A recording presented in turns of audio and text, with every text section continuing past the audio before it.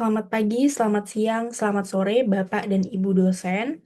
Perkenalkan, nama saya Tita Puan Dwi Cahyani. Saat ini saya mengemban prodi Bisnis Manajemen di kelas LTEA. Di sini saya akan menyampaikan dan presentasikan untuk proyek personal saya di mata kuliah Pancasila dengan judul Pentingnya Literasi Digital dalam Menghadapi Era Informasi Saat Ini.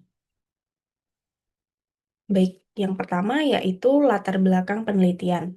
Latar belakang penelitian ini yang pertama yaitu meningkatnya penggunaan media sosial, di mana saat ini kita ketahui arus informasi yang sangat deras dan juga penggunaan media sosial yang semakin meningkat berbagai kalangan remaja. Yang kedua yaitu rendahnya tingkat literasi digital di Indonesia.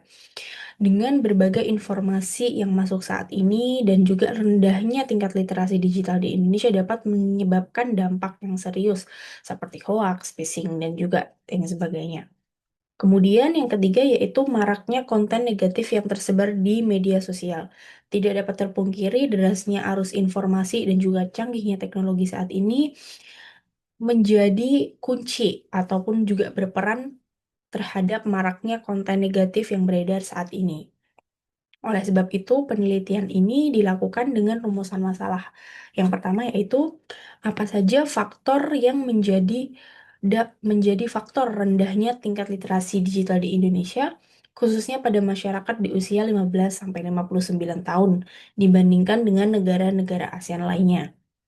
Yang kemudian, nomor dua, bagaimana dampak rendahnya literasi digital terhadap keamanan dan keselamatan pengguna internet dalam menghadapi konten negatif serta ancaman daring lainnya.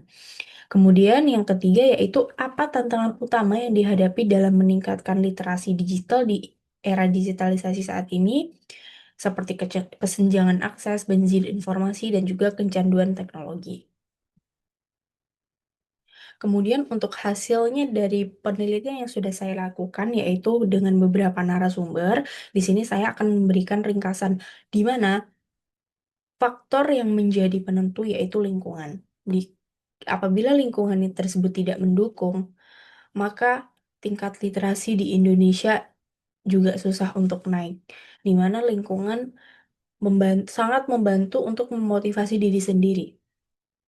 Kemudian untuk kurangnya akses yang merata menjadi faktor penyebab rendahnya literasi di Indonesia, di mana saat ini fasilitas dan juga akses sangat mudah didapatkan di kota-kota tertentu, contohnya di DKI Jakarta. Tetapi untuk di daerah-daerah pinggiran masih kurang akses dan juga fasilitas.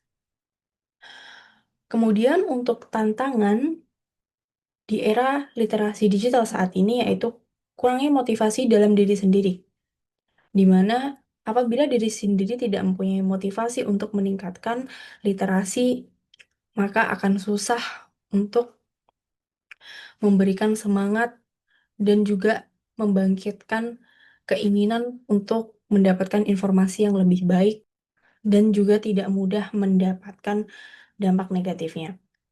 Kemudian, selain itu tantangannya juga derasnya arus informasi yang sulit disaring serta kecanduan teknologi. Yang seperti kita ketahui saat ini, teknologi memang berkembang pesat, namun terkadang teknologi tersebut tidak digunakan untuk hal-hal yang positif, seperti kecanduannya adalah bermain game, di mana di situ akan menyebabkan tingkat literasi di Indonesia tetap lemah. Kemudian, berdasarkan dari beberapa narasumber yang sudah saya wawancarai, di situ mereka memberikan rekomendasi yaitu pemerataan akses ke daerah-daerah yang tertinggal serta komunikasi masif untuk membentuk komunitas literasi digital. Pemerataan akses-akses ke daerah ini merupakan faktor yang sangat penting di mana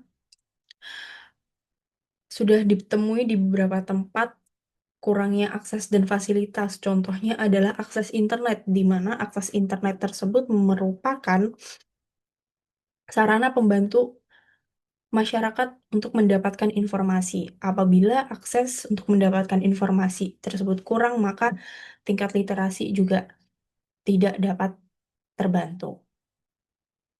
Selain itu, penerapan batas waktu dalam penggunaan media sosial, terutama untuk anak di bawah umur, di mana saat ini anak di bawah umur sangat-sangat menggunakan waktunya untuk bermain media sosial.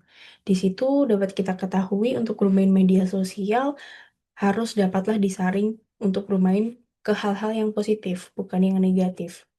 Oleh sebab itu, untuk anak di bawah umur sebaiknya diberikan pembatasan screen time agar tidak terlalu kecanduan bermain media sosial.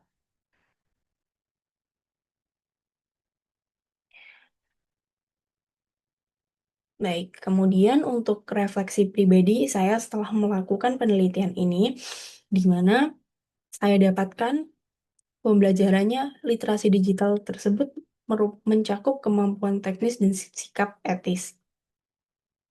Untuk sikap etis, bagaimana kita menyikapi apabila terjadi dan mendapatkan informasi yang sangat berlebihan. Kemudian, yang selanjutnya yaitu pentingnya memilah informasi dan menghindari hoax.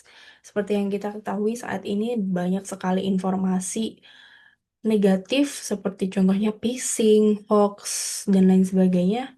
Maka dari itu, gunanya literasi digital adalah agar kita tidak mudah termakan oleh berita-berita yang negatif.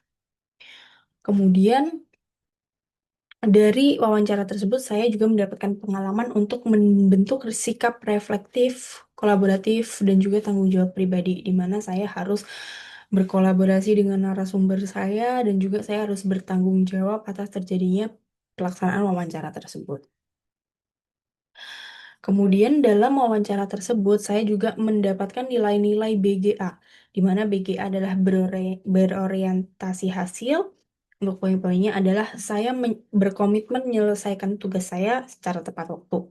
Kemudian saya fokus pada kualitas konten yang informatif dan bermakna. Kemudian untuk poin gotong royong, di mana di situ proses wawancara sebagai bentuk kerjasama dan diskusi terbuka. Saya melakukan wawancara dengan salah satu sumbernya, yaitu dengan cara diskusi wawancara seperti podcast. Dan di mana saya saling mendukung antara pewawancara dan narasumber, di mana saya menyesuaikan jadwal ketersediaan oleh narasumber. Kemudian poin akuntabel. Saya menjaga integritas proses, di mana untuk merekam saya memerlukan izin dan juga memberikan laporan secara transparan. Kemudian yang terakhir yaitu saya bertanggung jawab secara akademik dalam menyusun hasil wawancara. Setelah saya melakukan wawancara, saya menyusun hasil wawancara tersebut dengan akuntabel dan juga menyelesaikan dengan tepat waktu. Sekian presentasi saya yang dapat saya sampaikan. Saya mohon maaf apabila ada kekurangannya. Terima kasih, selamat malam.